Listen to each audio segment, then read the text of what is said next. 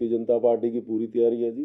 हम इस घोषणा से पहले से भी अपने संगठन को मजबूत करने की तरफ हमने बहुत कंसंट्रेट किया है। और आज भारतीय जनता पार्टी है जो बूथ समितियों से लेकर नीचे वोटर लिस्ट के 60 वोटरों पर पन्ना कमेटियां बनाने तक में हमने अपना काम पूर्ण किया है। आज भारतीय जनता पार्टी का संगठन जो है वो बहुत सशक्त है और कार्यकर्ता जो है उसका मोराल बहुत हाई है और हम लोग लगातार गतिमान है।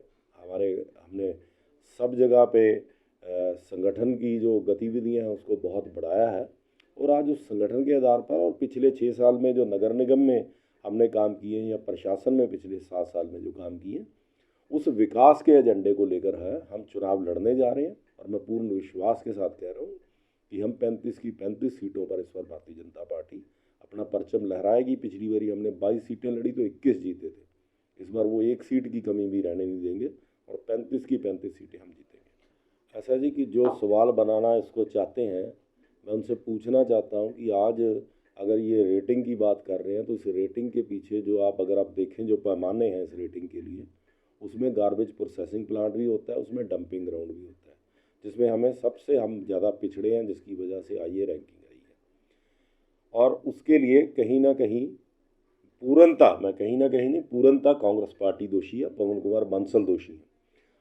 जब ये गार्बेज प्रोसेसिंग प्लांट को लगाने का ग्लोबल टेंडर कॉल किया गया, 16 दुनिया भर की कंपनीज आई, उस वक्त पवन बंसल जी ने नगर निगम के सदन में उन 16 की 16 कंपनियों को दरकिनार करते हुए एक सीमेंट बनाने वाली कंपनी जिसको कि गार्बेज प्रोसेसिंग का कोई तजर्बा नहीं था, उसको ये टेंडर अलॉट किया और बिना किसी टेंडर प्रोसेस के अलॉट किया।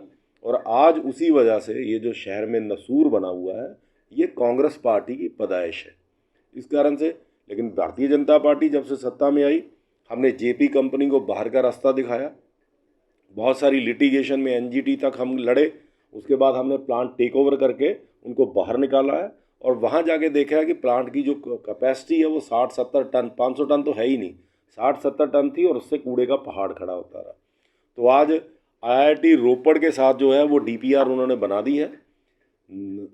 अभी आचार संहिता के कारण हम टेंडर नहीं लगा सकते, जनवरी में ये टेंडर लगेगा और उसके बाद 1 साल के अंदर अंदर ये है प्लांट वर्किंग शुरू करेगा।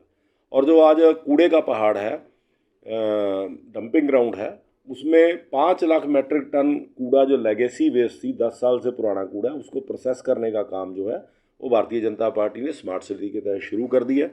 45% काम कंप्लीट भी हो चुका है।